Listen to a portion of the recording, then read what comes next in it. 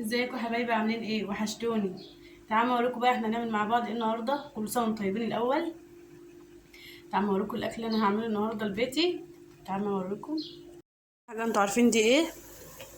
ديت كرشه، احنا بنحبها في البيت. عامله ازاي؟ مطيه على النار كده بتستوي مع نفسها. احط لها بصله وليمون مجفف وطماطمايه كده وهرساها كده فيها وبصل وحبهان، شويه بهارات يعني. احط موطيه على النار شويه لما الميه بتاعتي تنشف شويه. بعد كده ازودها ميه واوريكم نهايته شنو. موطيه على النار برضك.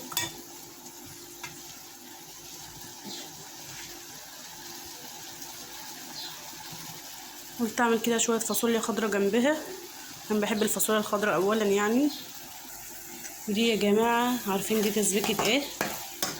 تسبيكه هعمل ممبار للبنات. هي السبيكه اهي. هعمل شويه ممبار. مين اللي بيحب الممبار بقى؟ انا وبناتي بنحب الممبار والكرشه.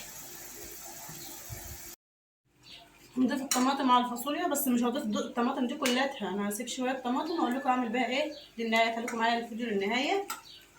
بس انا هضيف شويه طماطم للفاصوليا الخضراء بتاعتي.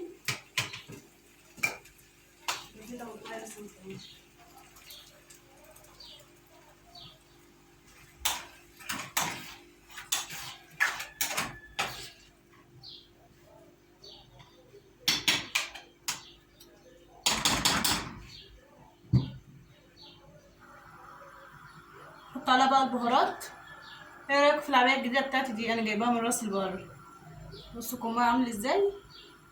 جميله جدا، بس بيتي مش بخرج بها بره. بقى شويه بهارات عليها.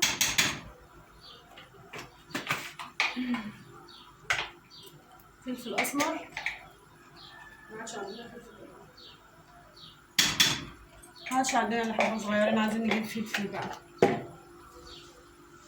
عايزه منكم لايك كده يا بنات، كومنت حلو كده لو عجبكم، لو بتحبوا الكرشه. واعمل بقى شويه ممبار بقى واوريكم بقى في النهايه كده جميل وريحته تحفه. كتير. بصوا بقى السكر. انا بحب احط شويه سكر على التسبيكه بتاعتي،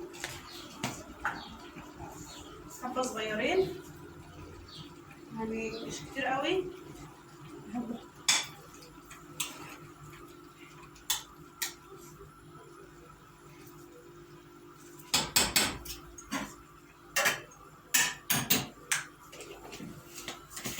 هوريكم بقى الممبار بتاعي. بصوا بقى يا جماعه، ده الممبار بتاعي غسله حلو اهو ومنضفاه. انتوا عارفين الكيلو الكرشه متنضف ب100 جنيه. انا جايباه بقى من غير ما قلت ليه يعني انا مكرتعه. طب ما انا اجيبه انا. انتوا عارفين الكيلو انا جايباه بكام؟ ب60 جنيه. ونضفته مطلعش منه الا حبه صغيرين قد كده. والممبار برضه الكيلو ب60 جنيه. لكن الناس بتنتهز الفرصه ويقول لك الكيلو بتمن ايه ب100 جنيه. طب انا اجيبه 100 جنيه ليه ان شاء الله يعني. وادفع 40 جنيه بدل مكرتعه مش عارفه انضفه. نضفته وخليته جميل فله. تسبيكه الممبار يا جماعه. هنحشي بقى الممبار مع بعض. هحشي اول 70 كده مع بعض وده عشان محدش يقرف اللي بيقرف من الممبار ويقول يا والحوارات دي يعني. بصوا بقى هحشي معاكم 70 اهو. العصر جدا والله مستعجله.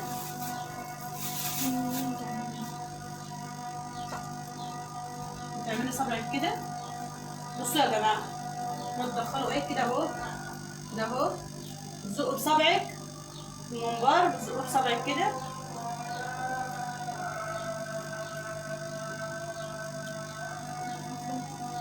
ثم تقوم بقى عاملاه كده كده كده كده كده. تسويه كده اهو. بعدين بقى تغلي له ميه.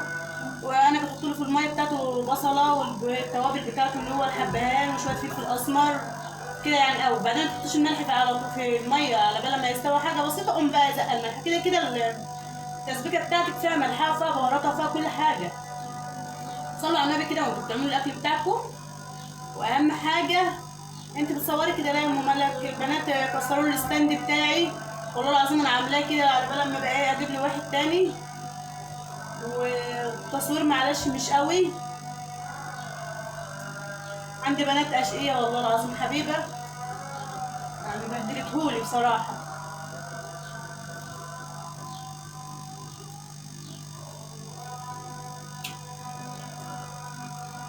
من بره اهي كمان واحد.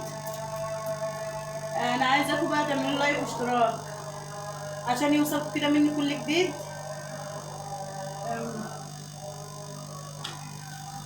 اللي بيحب الممبار بقى يقول لي كده في الكومنتات بتاعته متحمر بقى، وبحب الميه اللي بتنزل منه وشويه الرز اللي بينزلوا منه في الحله دي بقى طعمهم جميل قوي. كفايه قوي اصلا يعني، بعيد عن الفاصوليا اللي انا عاملاها وشويه الرز كده يعني. انا بحب اصلا الحاجات دي.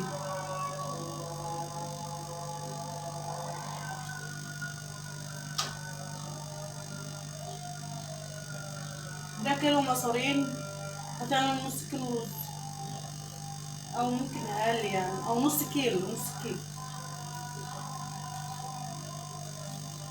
عشان اللي ياكل الصبح ما ياكلش التاني.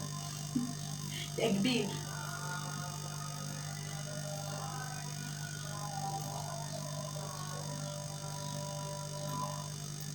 اهو نسويه كده اهو مع بعضه عشان ميبقاش مقرب. والنبي اختي عاملاه كبير قوي، ده هم يتعملوا اتنين يعني. بصوا بقى، انا هقصه اصلا هصغره عشان اختي عاملاه لي كبير خالص، فما ينفعش يعني ان هو يبقى كبير كده. خلصت السجق اهو يا بنات، عمل لي كميه حلوه. ودي الميه اهي، هسقط لك فوق السجق اهو. بسم الله الرحمن الرحيم. حطيت له بصله وقرفه خشب وحبهان والبهارات بتاعته. الميه لازم يكون سخنه.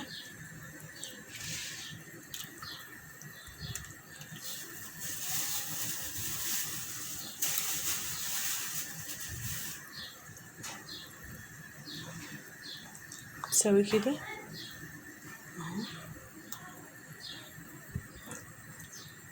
انا جايبه كيلو، عمل لي والله كميه حلوه.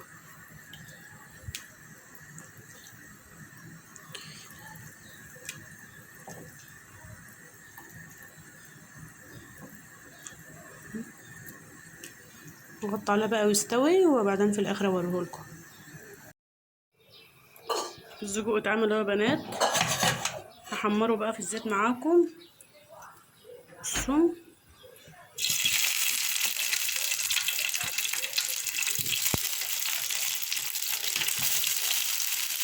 عمل كمية حلوة والله، الكيلو عامل كمية حلوة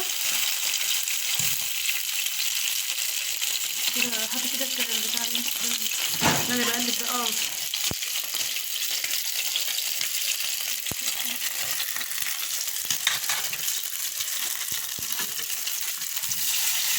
طب بالراحة والنبي ما تعملوش كده. حلو اهو، هنروح كده نقلبه كده. خلص الكمية دي بقى، بعد كده ايه اقلبهولكم. طيب بصوا جميلة، خلصتوا تتحمر كفاية، مفيش حتى الوقت. احلى حاجة انها بتحمر في ثانية. شوفوا الشوربة بتاعته تقيلة ازاي، احنا بناكلها منرميهاش على فكرة. لسه في سجق برضك اللي هو ما عملتش كل الكمية. شوربته جميلة والله وتقيلة، بحب اكلها انا والاولاد. كنا نهاية الاكل بتاعنا اهو يا بنات. كرشة اهي جميلة وشوربتها حلوة، والسجق اهو. دي الفاصوليا الخضراء، وديت شوربة اللي باقية من السجق. ايه رأيكم في الاكل بتاعي ده يا بنات؟ يا رب لو عجبكم متنسونوش في لايك. السلام عليكم ورحمة الله وبركاته.